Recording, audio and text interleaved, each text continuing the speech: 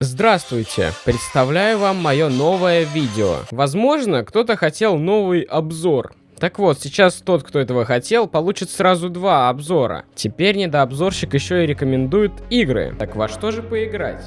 В чем же сходство True Hate и Soviet Jump Game? Ну, во-первых, это игры, которые мы сегодня разберем. А во-вторых, это вполне себе перспективные инди. А также они обе мне очень нравятся. Именно поэтому я считаю, что о них нужно поговорить. Ну что же, перейдем к первой игре под названием True Hate. Мне, как лучшему игровому обозревателю, написал один инди-разработчик с предложением сделать обзор на его игру. Прочитав ее описание и перейдя на страницу в Steam, я сразу заинтересовался ее визуалом. Он показался мне очень красивым, эстетичным, завораживающим, и я бы даже сказал Ори. Как только увидел скриншоты True Hate, я был поражен ее красотой. Для обычной инди она была слишком старательно нарисована. Эти фоны, эти эффекты, это лицо. Но, правды ради, анимация героя выглядит топорно и дергано на первый взгляд. Хоть потом ты уже привыкаешь и совсем не обращаешь на это внимания. Кат-сцены здесь являются обычным слайд-шоу с небольшими анимациями. Таких сцен довольно мало, но они красивые благодаря все тому же визуальному стилю. Мне он очень нравится, да и многим тоже зайдет, особенно тем, кого впечатлила красота Ори. Но далеко не о графике эта игра. Трэшовость сюжета True Hate меня очень удивила. Да и ни одного меня, я думаю. Сейчас расскажу. Как-то раз, в один прекрасный волшебный вечер, Чубакка решает прогуляться. И, уходя недалеко от дома, он обнаруживает, что вся его жизнь игра, а встретил он системную ошибку. Анша Абдуль. Она появилась неожиданно, и также неожиданно стала живой. Этот мир сводит меня с ума, подумал он, и прямо в голову так точно и быстро влетел в него курсор, вырубив его тем самым. Но ничего, теперь у нас другой главный герой, другие цели и надежды. Мы обязаны найти и одолеть ошибку.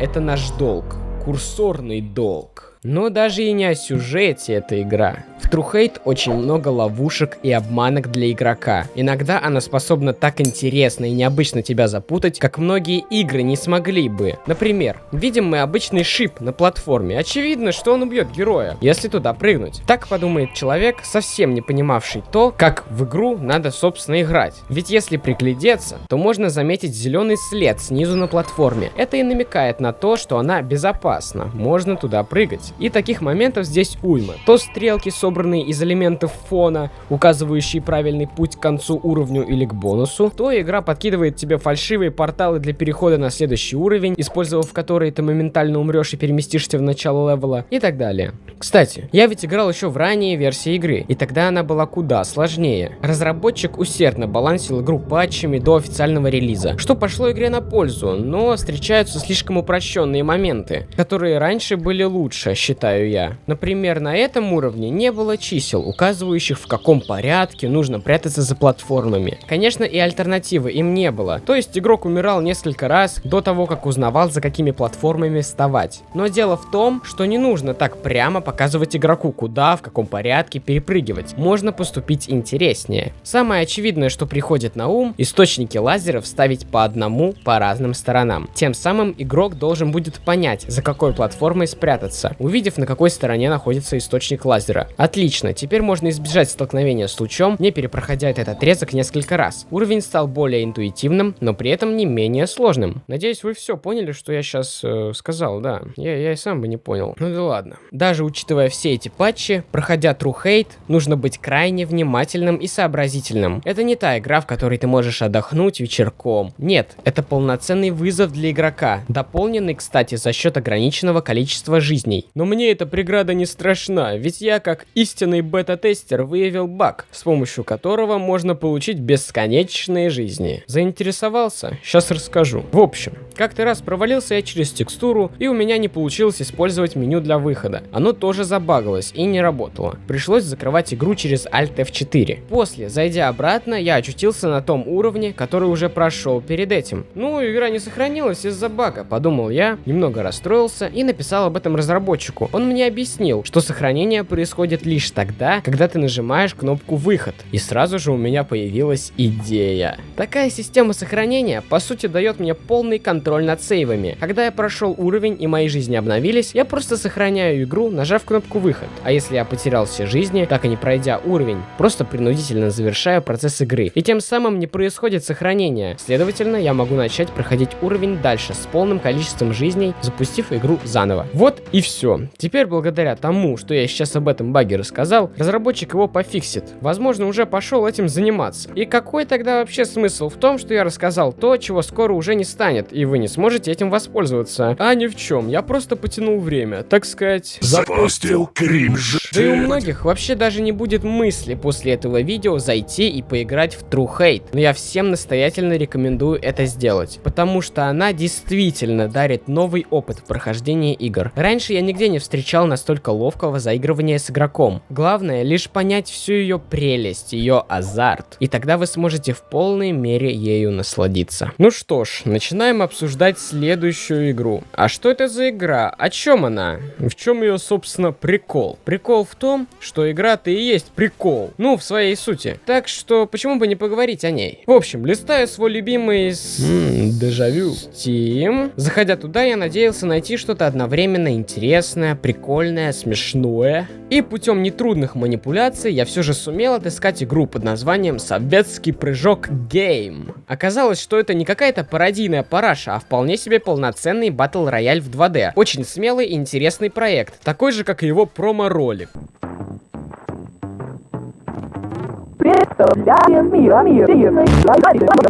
Играй с товарищами. Сейчас сделаем некий обзор на эту вполне себе годную игрульку. Запустив ее, я увидел непонятный мне текст на непонятном мне языке, но потом, зайдя в онлайн-переводчик, я увидел намек на какой-то сюжет и лор в игре, которая на первый взгляд кажется просто очень хорошей шуткой. Но этот проект до сих пор получает обновления и вполне может привлечь больше игроков, чем есть на данный момент. Но не об этом сейчас, а о сюжете игры. Наши герои, что сражаются в королевской битве, ударники. Коммунизм — это когда все равные. Капитализм — это когда все богатые. Либерализм — это когда ты против России. Ой, не та цитата, дико извини. У меня Советский Союз подписался, кстати. Ну чё, класс, пошли отмечать. А вы там пока что лайк поставьте, подпишитесь, коммент напишите. Ударники — это звание, присвоенное работникам Советского Союза, показавшим образцовое выступление. Призы варьировались от дефицитных товаров до высших государственных наград. Конкуренция была жесткой. Когда-то соревнования приводили к смерти. Это типа, ну, весь сюжет. Во. Жаль, отличников там нету. Ну, все дурачки просто. Учиться не умеют.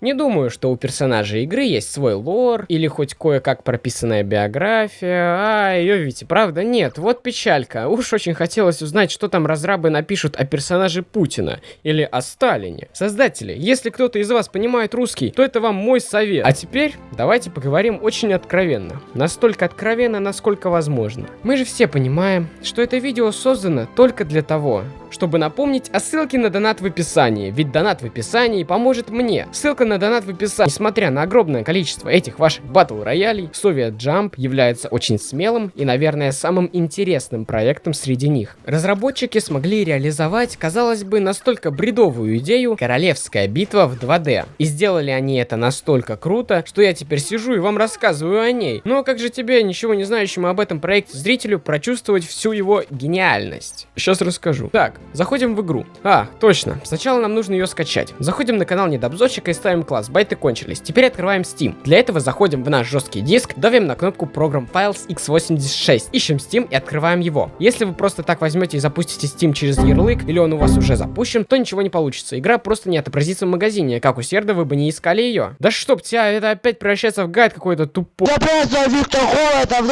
я расскажу, как превратить интро-сквадов, интро-диалог, все. Короче, заходим в игру, выбираем матчмейкинг, ищем.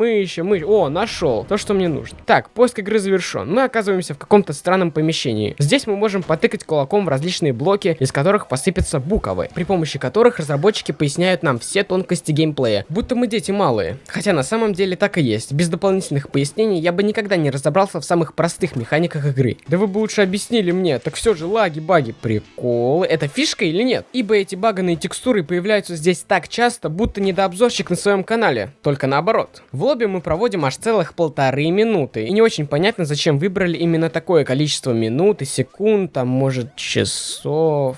Я уже запутался. Сколько времени я здесь? А нет, все в порядке. У меня в этой игре наиграно даже меньше 2 часов. Не паникуем. Эти 1,5 минуты нужно торчать в лобби перед каждой игрой, что так-то утомляет и надоедает, ведь сама катка идет в среднем минут 5-10, а иногда все может вообще закончиться очень быстро, смотря как повезет. О, уже игра началась, что-то я разболтался, придется попотеть. Хоть и сначала непонятно, но это батл рояль. Следовательно, нужно лутаться, а потом идти и убивать всех злых людей. Надеюсь, что это были именно живые игроки, а не боты, ведь каждый раз, уничтожая очередного врага, я чувствовал, что гений этой игры. Очень обидно будет узнать, что это тупой искусственный интеллект страдал от моей руки. Я что, умею играть? Ведь непонятно, откуда в такой непопулярной игре достаточно быстро набирается аж 50 человек на каждую катку. Следовательно, можно предположить, что происходит наполнение игры ботами. Чего знать наверняка, я, конечно же, не могу, но поболтать в пустоту о всякой фигне недообзорщики любят, так почему бы нет? Возвращаемся к геймплею. В качестве лута здесь представлены айтемы, которые, применяясь на героя, дают ему различные скиллы. Например, превращают в ходячую батарейку, что кидается электроболами, или в матрешку, перевоплощение в которую увеличивает твою прочность на 2 пункта. О, как раз насчет здоровья и маны поговорим. О, маны тут нет, а жаль. Изначально герою нужно нанести 2 удара, чтобы его убить. После первого пропущенного он уменьшается, что позволяет ему скрыться от врага в хаосе багов и тем самым не стать жертвой. Ну вот если вы не глупы и смогли получить предмет со способностью, то тут начинается жесткая битва, охота на беспомощных игроков. Они ничего не могут сделать против вашего великого ума. А, нет, через секунду после того, как вас увидел, он выбил скилл покруче вашего, и теперь вы стали жертвой в глазах охотника, что движется на вас, понимая все свое превосходство.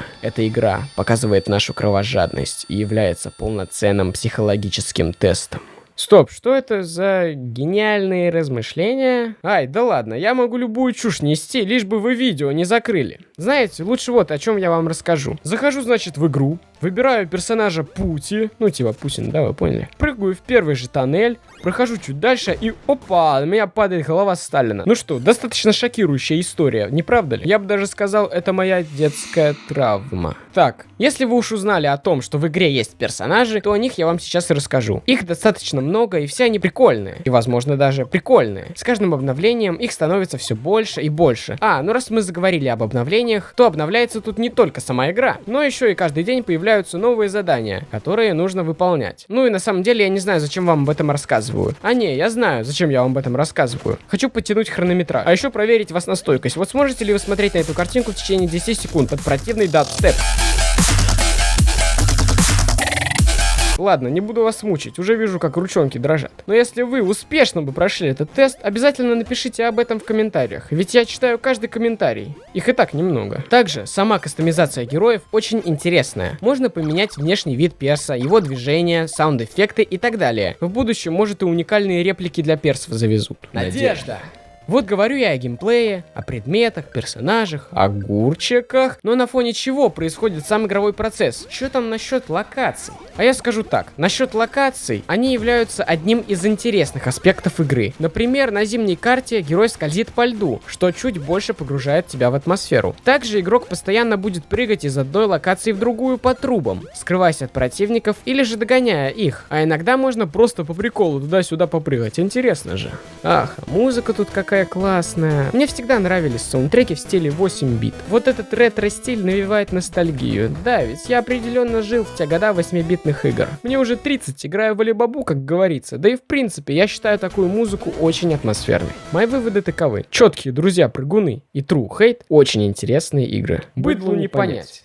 Soviet Jump — это оригинально реализованный батл-рояль в 2D пространстве. Здесь довольно драйвовый геймплей, классная кастомизация, правда не без доната, но игра все же бесплатная, так что начхать. Атмосферная музыка и большое количество локаций с приятным дизайном, много персонажей, различные отсылки. Все это оставляет только приятные впечатления от игры. Но на деле, кому такие игры вообще сдались? Даже у меня, человека, делающего про нее видео, в Soviet Jump наиграно очень мало времени. Даже учитывая то, что игра игра в принципе хороша, она не затягивает надолго, как это делают другие королевские битвы. Но если хочется чего-то необычного, то Soviet Jump Game станет отличным выбором. True Hate не менее интересный проект, при этом перспективный. Я действительно рад тому, что о нем уже знают люди. Есть популярные ютуберы, которые играли в нее на стримах, делали обзоры, и игра уже имеет некоторую аудиторию. Отмечу, что в ней я провел куда больше времени, чем в Soviet Jump. Она меня действительно затянула. Хоть у нее и есть некоторые недостатки, поиграть в True Hate я вам настоятельно рекомендую. И на вашем месте я бы даже заплатил за нее, ну только чтобы разработчика поддержать, ибо сама игра своих денег не стоит, как я думаю. Но это вам говорит человек, который игры либо совсем не покупает, либо только по серьезным скидкам, так что сильно на эти слова не опирайтесь. Но если вы все-таки купите ее, может благодаря вам в будущем мы получим еще больше игр и крутые идеи от создателя True Trap. Почему я так назвал эту игру? Все просто. Раньше она называлась именно так, True Trap, а потом ее решили переименовать. Видимо, так людям будет понятнее, что эта игра их ненавидит. Так, свой долг я выполнил, сделав этот обзор или обзоры. Теперь твоя очередь. Давай наберем на этом видео 100 тысяч просмотров, и я съем свою мышь на камеру. Так, ту или эту.